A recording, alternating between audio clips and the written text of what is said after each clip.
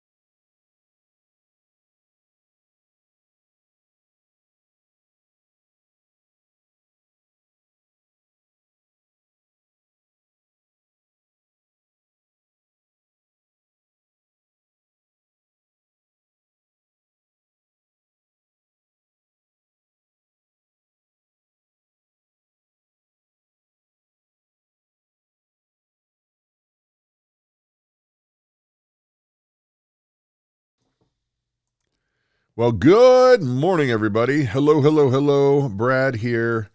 I hope you're having a blessed day wherever you are. This morning when we woke up, it was so cloudy that it was like super still dark outside. But now everything's just blown away in the past hour and a half, 2 hours. So we're going to have an awesome day. I think I'm going to try to get out and build some more in the garden and, cut wood, do all the stuff that we got to do to get ready for winter because winter is coming. Now, I wanted to address what happened yesterday at the end of the devotion. But before we do that, I think it's more appropriate to say hello to everybody in case we don't have a chance to say hello, right? So, excuse me.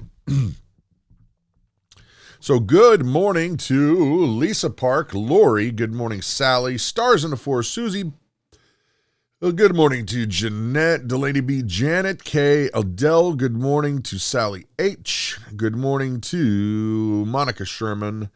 Adele. Good morning to Pepperly. Southern Prairie Homestead. Good morning to T. Pearson. Good morning to, the Bulletproof Pastor. Let's scroll up. Oops, here we go. Delaney B, Jeanette. I think I'm repeating myself. Good morning, Scott. Good morning to Phoebe. Good morning to Alicia and Amanda, the Adaptive Maritimer. And Krista and crew. Good morning, Phoenix.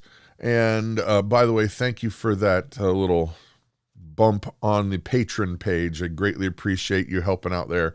Helps us get through. Trust me, it does. Good morning to Plan with Jen. Tess cooks for you. And Kathy O, Old Glory Farm. Good morning. And say hello to our former donkey. Good morning. They have our donkey. Well, not our donkey. It's their donkey. We gave them a donkey. All right. And I think that's everybody. So good morning to you all. If I've missed your name, I promise you it is not intentional. Clink. Good morning. Now, okay. Yesterday we were talking about some sensitive topics, were we not? Toward the end of the broadcast. And all of a sudden, at a very, very important time, the stream went from perfectly okay, green, no problems, to done. It was cut off. And it was not cut off by my computer. It was not cut off by my internet. It was not cut off by my webcam at the time. Because I checked everything right when everything went down, and everything was still hunky-dory. Krista came up later after probably it had been off for 5 minutes and had mentioned that, hey, our internet is off. But right after, directly when it shut down, and I was like, what's going on? And I realized I was talking to nobody. I checked all my diagnostics on everything, and it was not on my end and not on our internet's end and not on our internet service provider's end. It was on YouTube's end. So you can deal with that however you want to deal with that. I would have to say that if it were me, knowing how they do censor, We've had several videos censored or demonetized, and it just depends on what way they want to go with it. You know, they are a privately owned company, so they can decide what they want to be on their platform, and they have every right to do that, whether I like it or not. However, that said, they do lean left, hard left. So generally, I try to speak in code when I'm talking about something that's sensitive. But the truth is that it's happened in our world. I mean, even on Big Family Homestead, and that's a pretty vanilla channel, really. We don't deal with politics, and we stay away from the fringes on everything. I mean, we're Second Amendment people, folks. I carry everywhere I go, and so does Krista. We just don't show it. The reason why is because we don't want to get more, demonetized, more banned, more censored. So that said, we do stuff on Patreon. We're on Patreon, and for, Phoenix just jumped on there yesterday, and I'm very grateful. We are very grateful. The issue is that folks go, well, why don't you do more on Patreon? Well, we already do a Bible devotion every day, Monday through Friday. And we do a video every other day, and then we have to live, and I still have to edit, and I still have to do other work. We have other stuff that I do, look around. This stuff is not just for show. So anyway, I just want to put that out to you that that's what happened. But the more important thing, guys, is what we were talking about.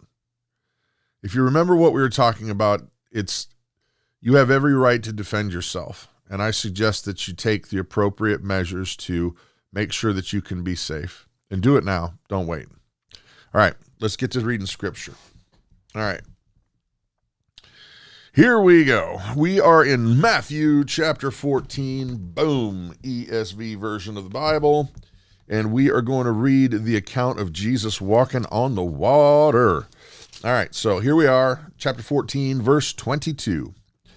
Immediately he made the disciples get into the boat and go before him to the other side, where he dismissed the crowds. And after he had dismissed the crowds, he went up on the mountain by himself to pray. When evening came, he was there alone, but the boat came by this time, but the boat by this time was a long way away from land, beaten by the waves, for the wind was against them. And in the fourth watch of the night he came to them walking on the sea. But when the disciples saw him walking on the sea, they were terrified and said, "It is a ghost." And they cried out in fear. But immediately Jesus spoke to them, saying, "Take heart, it is I. Do not be afraid." And Peter answered him, "Lord, if it is you, command me to come to you on the water." He said, "Come." So Peter got out of the boat and walked on the water and came to Jesus. But when he saw the wind, he was afraid. And beginning to sink, he cried out, "Lord, save me." Jesus immediately reached out his hand and took hold of him, saying, "O you of little faith, why did you doubt?" And when they got into the boat, the wind ceased, and those in the boat worshipped him, saying, "Truly, you are the Son of God." Verse 34.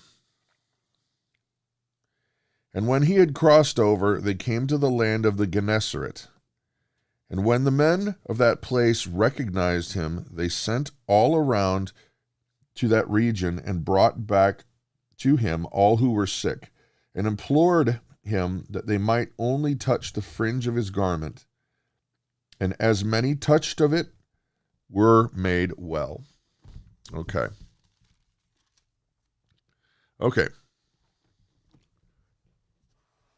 Let's dig in. All right, now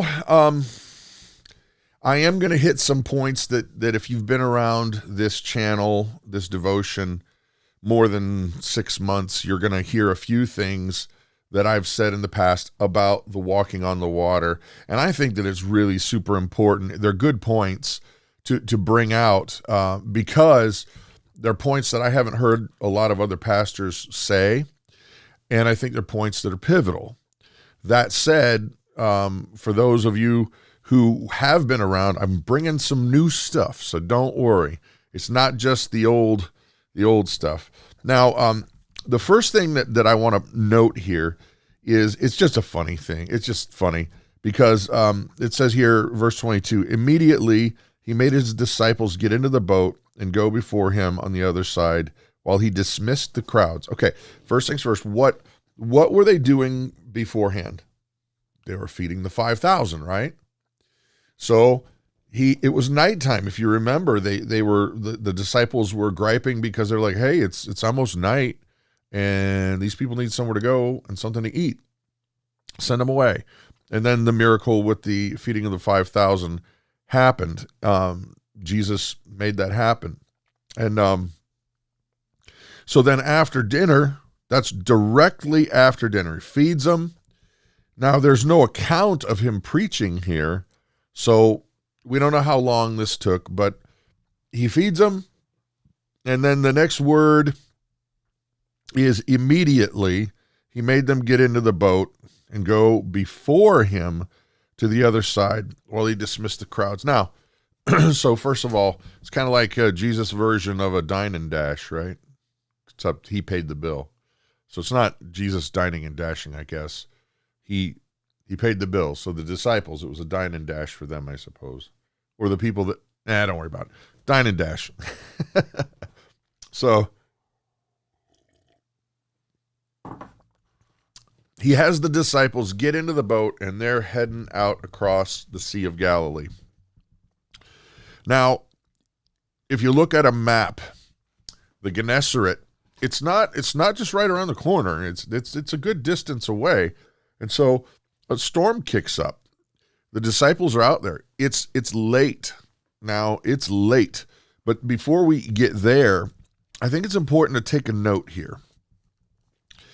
Jesus intentionally went out by himself. He dismissed the crowds and shooed the disciples off so he could be alone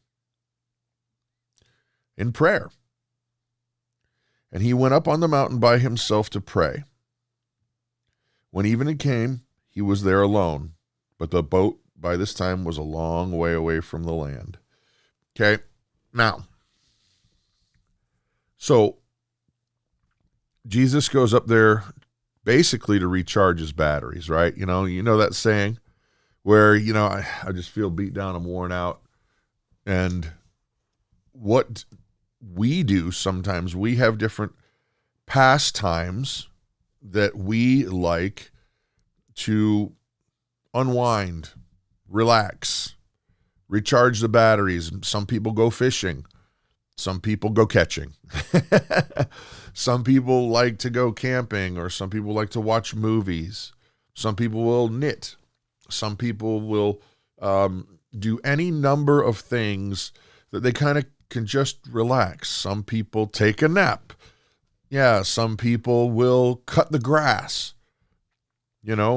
Whatever it is for you, that's fine. I'm sorry, guys. My back has been really bugging me. If you see me doing this, I'm just trying to. It's a long story. It hurts. Anyway, but he needed some time to recharge the batteries. So he shoos these guys out of there. He shoos the people away. And what is his best pastime for recharging? Prayer. And another thing, here's something that I noticed today that I had not noticed before. Now, if you're a mom or a dad, you will be able to very much understand what I'm getting ready to say, especially moms, more moms than even dads, just because of the way women and men are wired, and that most of the time, women are in charge of the children. Most of the time. So, how do you ladies out there get when you've had the entire day inside with the kids and it's raining outside and they can't get out and they're wired for sound, bouncing off the walls, day one, and then it rains the next day. Day two, and the kids are going nuts and there's nothing you can do about it. You're pulling your hair out, and that goes on for a little bit. Have you ever heard of the phrase, I need some adult time? Time away from the kids? Time away? Yeah, it's a hate crime. Yeah, adult time. No, the women thing, I'm sure. But have you heard people say, I need some adult time. I need some time talking to people who are of my level, my grade level, my intellect. And guess what? I think that's what Jesus was doing too. I think he needed some adult time. He needed to be able to recharge his batteries and hang out with somebody who understood him. God. I think he needed some adult time with God because there is no equal here, right? There is no equal here. He needed some adult time. All right, you guys go over there. You go to the babysitter. You go over there, and you guys go get in the boat. Just go ahead. I'll be fine. It's great. Oh, good. We're good. I just left my sandal over there on the mountain. I'll be right with you. You guys go ahead. Right? I think that's was part of what he needed. And I think there's a lesson in here, guys. It's not just humor. When we go to recharge our batteries, whatever it is for you, should we not maybe consider what our spiritual side needs? I mean, yeah, physically, a nap is great. Yeah, physically, it might be fun to watch a baseball game and just shut your brain off and enjoy the entertainment of it. It might be. But what about your spiritual side? What about what's inside here, your soul, the thing that lives forever? What about recharging those batteries? Spending a little time in prayer. Maybe trying to connect with your Creator. I'm not saying don't take the nap. I am saying you might want to supplement. And I think it's very important, and it's an excellent lesson here. Okay. Now, moving on. So, he sends them off. They're out there. The waves are getting nasty, and the wind is whipping up, and it's the fourth watch of the night. Now, anybody most people might not know what the watches of the night are. Well, it's time allotment periods where you will stand guard. You will, it's like for military, think about it like that there will be posts and you will stand your watch, and it's critical that you stand watch at certain, parts of the evening, and it's subdivided, watches of the night. And if you don't and you're not aware, it's really, really bad. People die. I mean, the enemy can come in and die. But that's just a definition of watches of the night. But the reason why I'm saying that is because Jesus came in the fourth watch of the night, which is the last watch of the night. Okay? That means that it would have been most likely 3 a.m. to 6 a.m.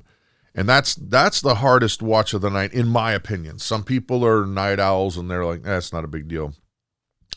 But for me, as a person who normally sleeps at night and is awake and working during the day, that's the roughest one, because that's the one where you're the sleepiest. And also, it's the hardest one because it's super dark around 3 o'clock. But I'll tell you what, there is also hope in the very end of the fourth watch of the night, because it's the darkest before the dawn, true, but then when you see that shimmer of red or peach or yellow coming over the horizon, where it just starts to break the clouds, that re-energizes me. That really re-energizes me. So, let's see. Notes. Watch is generally 3 hours, but it can be 2 hours. Okay, yeah. I'm just reading, what would have been guessed as during the biblical time. I'm sure a watch can be whatever you want it to be. It can be like, I'll take an hour watch, or I'll take a 3 hour watch, whatever. I'm sure it's been all things throughout time, but I'm just reading what historically it probably would have been at that time. Okay, now, so they basically are freaking out because the wind and waves are kicking up. And lo and behold, here comes a ghost. What? They see Jesus walking on the water, but they don't necessarily really recognize him as Jesus. They are freaking out because they think they're seeing a ghost. They're seeing something coming across the water, and they are flipping out. Now you got the wind, the waves, and you're dealing with the undead. No big deal, right? No big deal. Okay. Now, so what happens here? This is crazy. So take heart, it is I, Jesus says, do not be afraid. And now this is what's really interesting and bizarre and cool all at the same time. Peter answers him, Lord, if it is you, command me to come to you on the water. Now, what person thinks to himself, wait, there's a ghost out there, but it says it's Jesus. It says it's Jesus. So, hey, you ghost who says you're Jesus, tell me to come to you, and I'll get out of the boat and I'll walk on the water with all these waves and wind and craziness and undead. All right? Just setting the table there. Now, there are people that have said Peter had enough faith, or they recognized him as Jesus, or that, any number of reasons why Peter would have done this. And I'll tell you what my reason is before, and you guys have heard it in the past. But come to you. Are you crazy? But for whatever reason, call it faith, whatever you want to call it, Peter got out of the boat. So I'm going to guess he had enough faith to believe that it was Jesus. And here's why. Because if they were to stay in the boat, death was pretty much on the menu. That's what they were thinking. But if they get out and this guy's a ghost, well, death is potentially on the menu too, right? So are there any other options? Well, what if the third option is correct? If it's Jesus, then that's the only safe place to be. You get that? You stay in the boat, you die. You go to the ghost, you're probably dead. But if that's Jesus, that's the only safe place to be. Peter recognized that in his spirit, and through his trust and faith that it was Jesus, that was the only safe place to be. He realized he had to get out of that situation, right? And the only safe place to be is with Jesus. I don't care what kind of craziness is going on. That's the only safe place to be.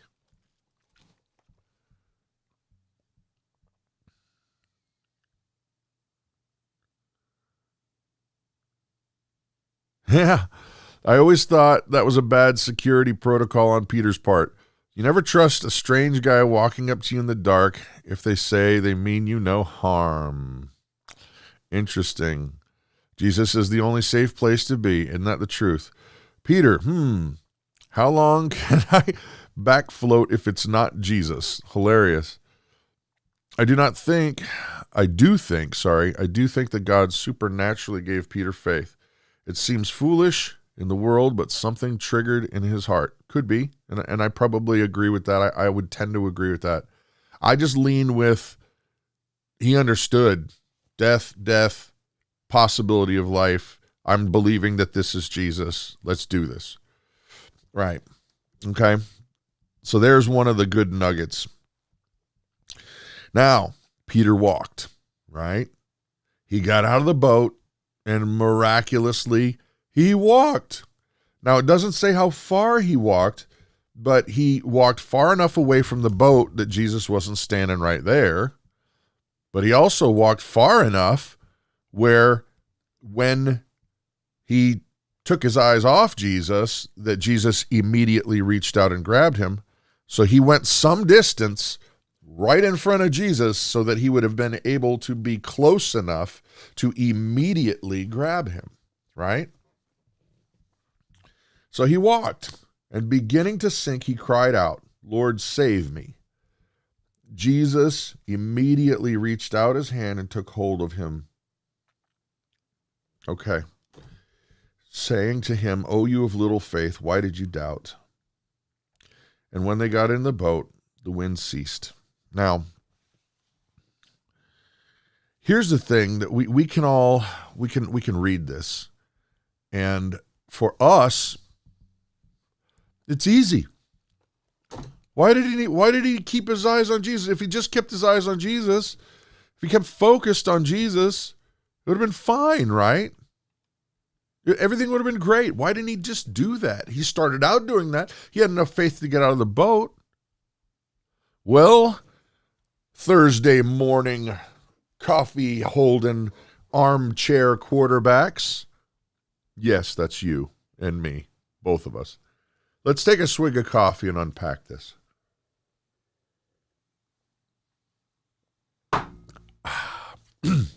All right, armchair quarterbacks. The reality is hindsight is 20/20, isn't it? It's easy for us to go, duh, why didn't you do that?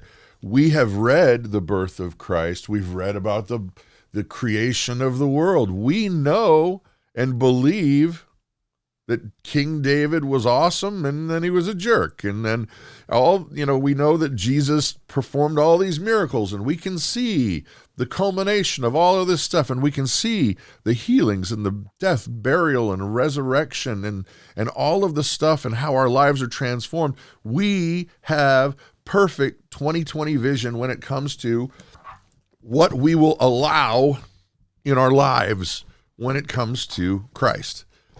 Peter didn't. This was all new territory. All new territory. It's easy for us to go, well, shoulda, woulda, coulda. I'm going to read what I wrote, and hopefully I won't butcher it too bad because my handwriting is really, really bad. We see in hindsight, of course, Jesus is God. Yes, he can lift Peter out of the water. That's not a problem. But Peter did not know that.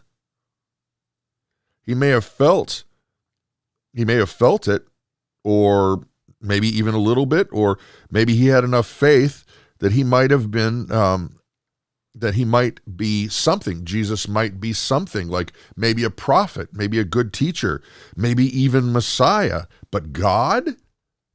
Really?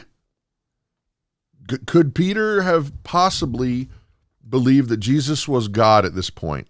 I don't think so. I think he thought something big's here, maybe a prophet, maybe Messiah, but not God. God? No, not then. Not till, I don't think anybody believed he was God until after the resurrection. I think they believed he was Messiah. I mean, I think there's inklings of faith where we're given something and we go, poof, you are God. And then Jesus goes, yep. And then we go right back to sinning, or we go right back to saying, I never knew him. And then the rooster crows, right? We have those moments of brilliance where, you are God. And then we betray him, or we lie, and then the rooster crows. But I don't think anybody really thought he was God until after the resurrection. I think they made proclamations of faith. Sure. Now let me get back on track here. See, we have an advantage in that we know that Jesus is God. That we know Jesus is God. Peter walked on water without having the benefit of knowing the fullness of what we know. Right? He did it without even knowing the fullness of what we know. And so here's my question to you guys and me. I'm going to just show you. See if I can get it up there. So what's your problem? What's our problem? If Peter can walk on water because Jesus is there, and yes, it's a miracle, and no, it's not by some word of faith garbage that Peter tapped into the electricity like we talked about. No. But if he had enough faith to receive what God was offering, what Jesus was offering, and he only saw like an inkling. He saw a tiniest little sliver of what the fullness of God and the picture of the love story that he's given us and redemption and salvation and all of these things. He only had the tiniest little sliver, and we have the fullness of it, and yet we sit on our butts. And our lives are generally powerless.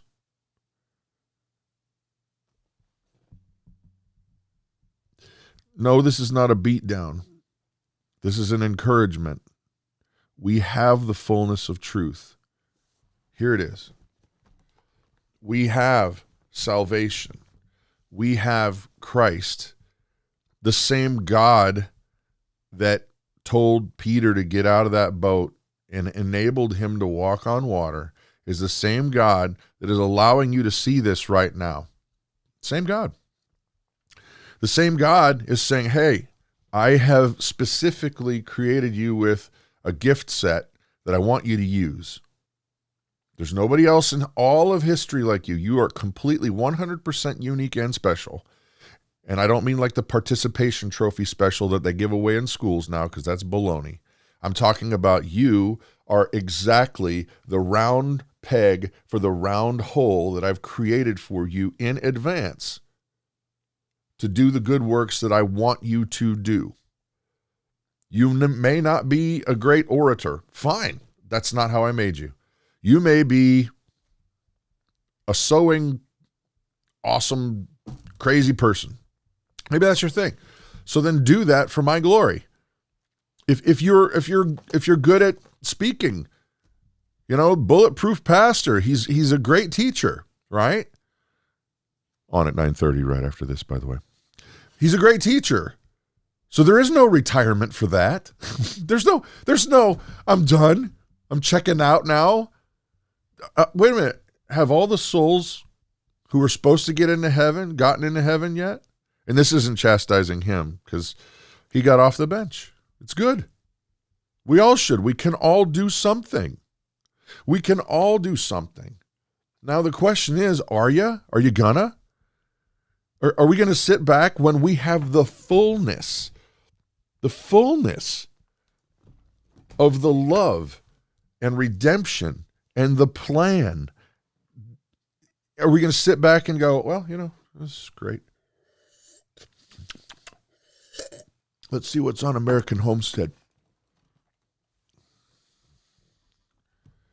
You know what I mean? And I promise you guys, I got no stones to throw. I live in a glass house just like everybody else. And I'm not trying to bash anybody because frankly, one nice thing about this is anonymity. I only know personally a few of you guys. I've only had conversations on the phone with a few of you guys. So I can't tell anything about Delaney B other than what I've ever seen in comments. So I don't know. So I promise you, I'm not trying to knock anybody on the head. What I am saying is that we, as a body of believers, are slacking. We're acting like somebody else can do it. Somebody else can do it. I'll just live my life. When the reality is we're all called. We're all called. So today, the encouragement is to hopefully recommit and say, you know what, God, thank you for the gifts you've given me. And I would really like to make sure that my life has meaning because you've given me meaning, and I want to be obedient in the mission you've called me to. Help me to do that.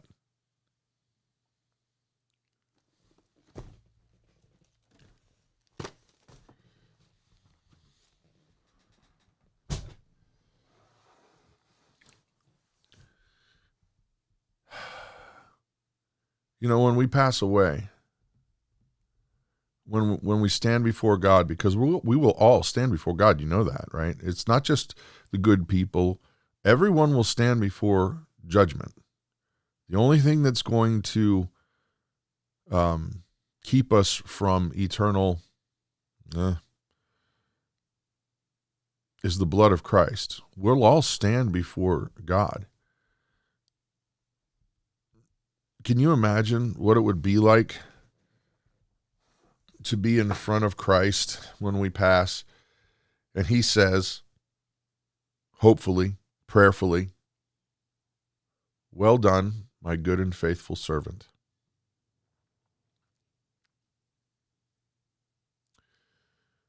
Man, we got to get to work, guys. We got to double down. There's a lot of people that need Christ.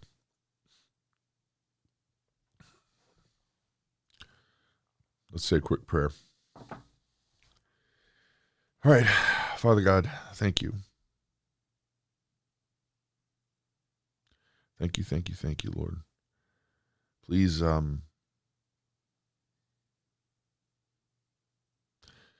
help us to recommit our efforts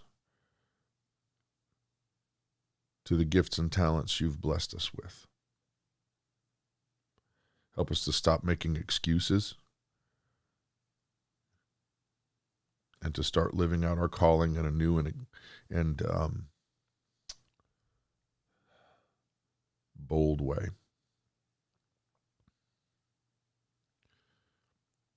Thank you, Jesus. Amen. All righty, guys. Again, I'm hoping that nobody thought I was after him, because I'm not. I'm saying me, we, us. All right, have a blessed day, guys. See you back tomorrow. Bye.